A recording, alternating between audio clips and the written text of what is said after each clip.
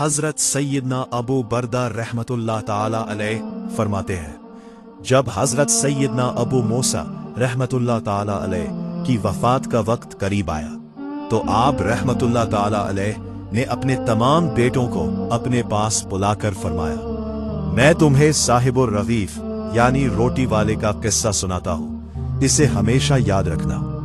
फिर फरमाया, एक आबिद शख्स अपनी झोपड़ी में लोगों से अलग थलग इबादत किया करता था।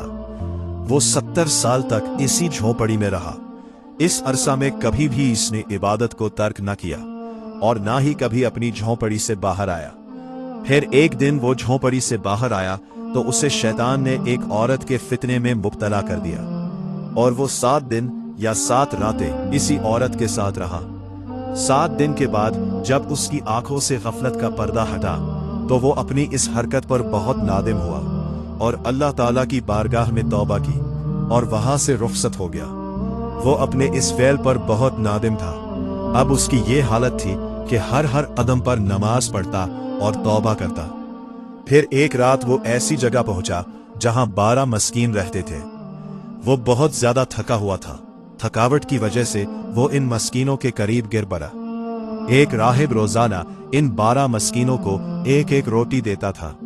जब वो राहिब आया तो उसने रोटी देना शुरू की और उस आबिद को भी मस्कीन समझकर एक रोटी दे दी और उन 12 मस्कीनों में से एक को रोटी न मिली तो उसने राहिब से कहा, आज आपने मुझे रोटी क्यों नहीं दी?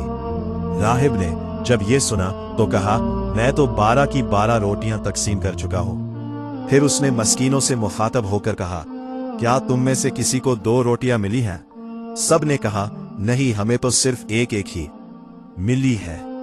ये सुनकर राहिब ने इस शख्स से कहा, शायद तुम दोबारा रोटी लेना चाहते हो, जाओ, आज के बाद तुम्हें रोटी नहीं मिलेगी।